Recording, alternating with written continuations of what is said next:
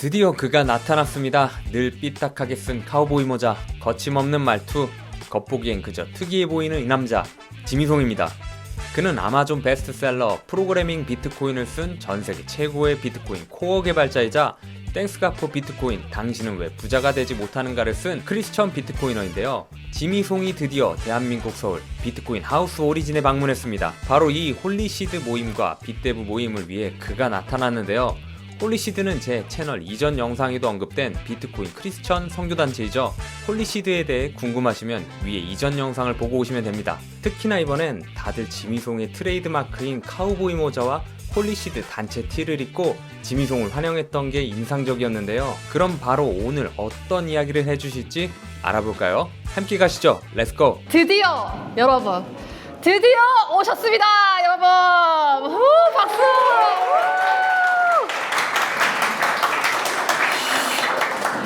네 여러분 반갑습니다. 저희는 홀리씨드 비트코인 선교단입니다. 반갑습니다. 네, 오늘 마침 또 주인공 오셨습니다. 네.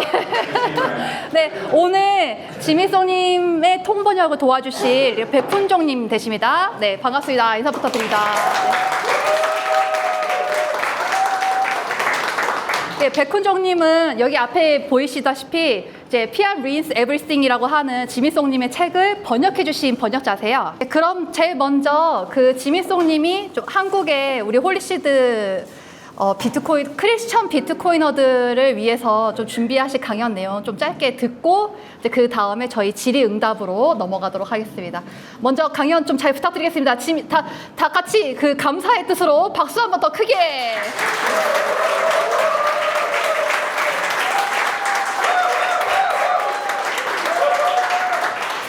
I did not expect to learn what it felt like to be a K-pop idol, but I think I feel like that a little bit right now. So that's great. I wanted to talk to the Christian Bitcoiners because it's kind of a small group, right? A lot of people are Christian, a lot of people are Bitcoiners, but the intersection usually isn't very much. Although, at least in my experience, a lot of people that are Christian learn about Bitcoin, and a lot of Bitcoiners learn about Christ. It's a common thing, and it's something that I'm very excited to see grow. A lot of people have questions about money and then learn about Bitcoin, and then they start questioning other things, and they start learning about God. A lot of my close friends in the Bitcoin community have become Christian, even in the last few years, and it's not a short time that it takes them to become Christian. It's not like a revival meeting, yeah, I give my life to Christ, something like that. It's a very deep study. It takes 3-4 years sometimes, and they'll go down all kinds of different rabbit holes, very deep topics, interesting things. I had one friend that was investigating Christianity for something like 5 years, and one of those years, he spent an entire year on this thing called Arianism. Now, if you don't know what Arianism is, it's a 4th century heresy. Okay, it's a 4th century heresy led by this guy named Arian, and it was part of the Council of Nicaea, and he was trying to figure out why Arianism was wrong. And it took him a whole year to figure out that actually that wasn't the right path. That Christ actually was fully man and fully God, and that conclusion that he came to afterwards was that, yeah, Christianity is true. Now, with that said, I want to get into something that I've been thinking a lot about, and it is this idea that I think God's design for humanity is actually more decentralized than centralized. And the big thing that I've seen in my reading of Judges and 1st and 2nd Samuel in particular, is that in Judges, you have a situation where God is Israel's king. And you have various judges that render small judgments, and they rise up almost randomly. And they are very different types of people. You have people like Jephthah and Deborah and Gideon, people like that aren't necessarily very prominent, but they end up doing things for God. And later on, you get to a situation where they're ruled by kings, starting with Saul and then David and Solomon and everybody else. And that transition is what I want to talk about today, because it is instructive in, I think, what God's plan for humanity originally was and what it ended up becoming. So I want to read for you from 1 Samuel 8. And the motivating question for this talk is, why did Israel want a king? Because if you think about it, it's not something that you say often, right? Like, hey, it would be great if I had somebody that was ruling over me, right? Somebody with absolute authority over my life. That is not what most people think of. Yet what we read is that Israel specifically wanted a king. What's going on? Who would want that? What is that? And that, there's a part of this where I'm going to have to kind of introduce to you a different philosopher by the name of René Girard. And I'm not sure if that's a familiar name in Korea or not, but he's pretty popular in the United States. He's a philosopher. He was a professor at Stanford for a long time. Actually, he wasn't Christian up until his 40s or so as a professor. And the way he came to Christianity was through reading all kinds of different myths, and he saw this hidden pattern in all of these different myths in all kinds of different civilizations. And when he cracked open the Bible and started to read it, he expected to see the same pattern. Now that pattern that he saw was that generally there's a lot of conflict going on, right? Somebody hurts somebody else, and then somebody hurts them back, and then the escalation in violence happens. And that escalation in violence has to resolve itself somehow. You either sort of destroy as a civilization, everybody kills everybody else, or something else happens. And this is sort of like the hidden thing that he saw, was that there was this something called the scapegoat mechanism, where they take somebody that's innocent and sacrifice them, and everybody blames that person for the violence that happens, and then they pretend that everything's okay again until there's more violence, and then they find another scapegoat and so on. And he saw this pattern, and he cracked open the Bible, and he expected to find the same thing, except he didn't. He saw that it was actually the reverse. Instead of all of these other myths blame the scapegoat, blame the person that was innocent, Christianity inverted it completely and said, okay, this person actually is innocent. And yet, and it's told from his perspective, what's actually going on. So I introduce him because I think that it's instructive in figuring out why Israel wanted a king. Because our conception of what a king is, as somebody that's an authority that rules over everybody else, is not exactly right. That's sort of like the modern conception of a king. King, in sort of like the Girardian sense, is somebody that takes all of the blame, right? I was doing a little research for this talk last night, and I was looking up, okay, what are some Korean myths and Korean sort of histories that I can sort of point to? And I found out King Sejong, I guess when he was king, whenever there'd be a drought or something like that, he would get blamed. So he would go and do penance, right? He would maybe not eat for a while or injure himself or something like that. And this was a common pattern all throughout the ancient world. Every time every time something bad happens, the king gets blamed. And that's what a king was somebody to blame, somebody to cast all of the blame for something bad that was happening. So when Israel is asking for a king, this is what it's talking about, is we want somebody to blame. We want somebody to take the sin for us. So I want to read for you from 1 Samuel 8, because Israel is asking for a king. And Samuel is telling them, you really don't want a king. Yes, we do. You really don't want a king. I'm telling you, you don't want a king. Yes, we do. And he gives them this speech. 1 Samuel 8. If you have your Bibles, please feel free to open them so you can read it in Korean or whatever. 1 Samuel 8. I'm going to read the entire chapter. And it came about when Samuel was old that he appointed his sons judges over Israel. Now the name of his firstborn was Joel, and the name of his second Abijah. And they were judging in Beersheba. His sons, however, did not walk in his ways, but turned aside after dishonest gain and took bribes and perverted justice.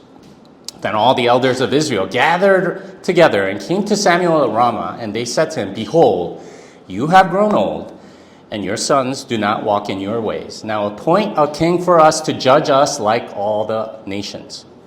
But the thing was displeasing in the sight of Samuel when they said, Give us a king to judge us. And Samuel prayed to the Lord. The Lord said to Samuel, Listen to the voice of the people in regard to all that they say to you. For they have not rejected you, but they have rejected me from being king over them. Like all the deeds which they have done since the day that I brought them up from Egypt, even to this day, in that they have forsaken me and served other gods, so they are doing to you also. Now then, listen to their voice. However, you shall solemnly warn them and tell them of the procedure of the king who will reign over them.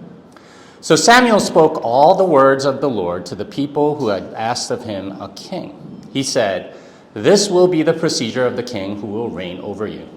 He will take your sons and place them for himself in his chariots and among his horsemen, and they will run before his chariots. He will appoint for himself commanders of thousands and of 50s, and some to do his plowing and to reap his harvest, and to make his weapons of war and equipment for his chariots. He will also take your daughters for perfumers and cooks and bakers. He will take the best of your fields and your vineyards and your olive groves and give them to his servants. He will take a tenth of your seed and of your vineyards and give to his officers and to his servants. He will also take your male servants and your female servants and your best young men and your donkeys and use them for his work. He will take a tenth of your flocks, and you yourselves will become his servants. Then you will cry out in that day because of your king, whom you have chosen for yourselves, but the Lord will not answer you in that day. Nevertheless, the people refused to listen to the voice of Samuel, and they said, No, but there shall be a king over us, that we also may be like all the nations, that our king may judge us and go out before us and fight our battles. Now after Samuel had heard all the words of the people, he repented them in the Lord's hearing. The Lord said to Samuel, Listen to their voice and appoint them a king. So Samuel said to the men of Israel, Go, every man, to his city. All right, word of the Lord. Usually we say thanks be to God in the U.S. I don't know what you do in Korea, but anyway. So what you're noticing here is a transition from a decentralized Israel to a centralized Israel. And what is Samuel's warning? Well, Samuel's warning is he is going to tax you, right? He is going to take stuff from you, right? And you notice in the era of judges, there were no taxes, right? People did everything, and if an invader came, they raised up an army and they repelled them and so on. But with a king, well, the king's going to want some things, right? Including palace and servants and chariots and armies and all kinds of things. And he's saying, well, where's he going to get them? He's going to get them from you. And this is his warning. And this is the warning against sort of like human centralization, is that there is always a price to pay. There is always sort of like a human corruption that enters into the equation, and we end up paying it, right? And that's something that I want you guys to chew on, because this is something that I've been thinking a lot about with modern Christianity. Is that oftentimes, and this is a pattern not just in the United States, but here in Korea, is that a lot of churches become very, very centralized, usually around the single pastor, right? The celebrity pastor, if you will. A lot of mega churches and so on. And I think that's a lot like asking for a king, right? And the thing is, like, there's almost an inevitability. Something's going to happen, and they fall, and there are bad feelings. And I've not seen a single mega church last for a very long time. And that centralization is, I think, part of the problem. This is an explicit warning that Samuel gave to Israel for this very reason, that there is a tax to be paid. And you're not going to be happy paying it, right? Because you're constantly having to fund all of these things. And, if you look at a megachurch, at least the economics of the megachurch, what ends up happening is that, you do end up paying a significant tax, essentially, to a bureaucracy. Oftentimes that has nothing or very little to do with, God's purposes and what he wants to do. So what does sort of like a more decentralized community look like? What does that look like? And here, this is where we can kind of see the example of Christ. Because in a sense, this mechanism that Samuel talks about, okay, he's going to be king over you, right? And all this stuff. There's also a promise that there's actually going to be a perfect king that comes later. And if you think about what I said about René Girard and this idea of the king being somebody to blame, well, this is a king that did get the blame before his reign. See, the blame always happened after. In every other myth, what happens is that the king reigns, but they're getting ready to become the scapegoat. So that when something goes wrong, when there's a famine, when there's a war, when there's something bad that happens, that person gets sacrificed. In Christ's case, the order was reversed. He was sacrificed first, and he took all the blame first for us. And that inversion is what made modern civilization possible. It is what built all of the wonderful things that started with Christ. It's that idea that you can sacrifice and that you don't need the scapegoating mechanism. And if you read the Sermon on the Mount, it is the exact opposite of this escalation of violence, right? He says, you have heard it said that an eye for an eye and a tooth for a tooth. But I say to you, do not resist an evil person. And if somebody slaps you on your right cheek, turn the other to him also. If anyone wants to sue you and take your shirt, let him have your coat also. If anyone forces you to go 1 mile, go with him 2. Give to him who asks of you. Do not turn away from him who wants to borrow from you. It's a de-escalation of violence. And that is ultimately what built civilization. Instead of fighting, you cooperate. And that's, I think, what a decentralized community actually is supposed to look like, is people volunteering to cooperate with each other instead of escalating in violence, escalating in cooperation. That's ultimately what builds things. And I think that is the essence of what God's design for humanity is. Unfortunately, it's been subverted by a lot of centralization, even in churches. But we see it more and more in almost any kind of organization. That's something that I wanted to talk about. I thought this would be more like maybe a little bit of a Bible study and a little more back and forth, but I'm not sure what the plan was. So I'll just stop it there and let you guys maybe ponder about it, talk about it, think about it, and let's leave it there. Thank you.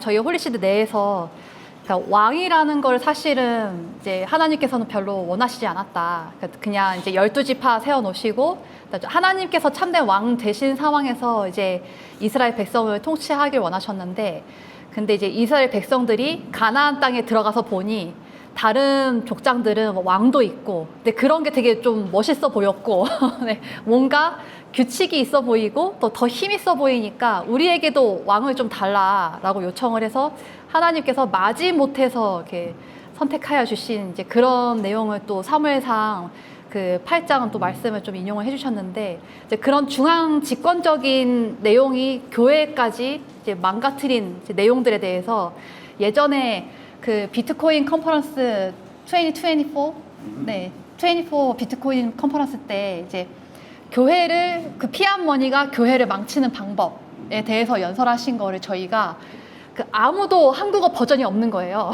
그래서 그거를 저희 홀리씨드 멤버 중에 그 빅피처님이라고 계시는데 빅피처님한테 제가 영상 드리면서 이거 제발 한국어 자막 좀 만들어주세요 해가지고 그래서 빅피처님이 한국어 더빙이랑 자막 만들어주신 걸로 그걸로 저희 홀리씨드가 정모를 시작했었어요.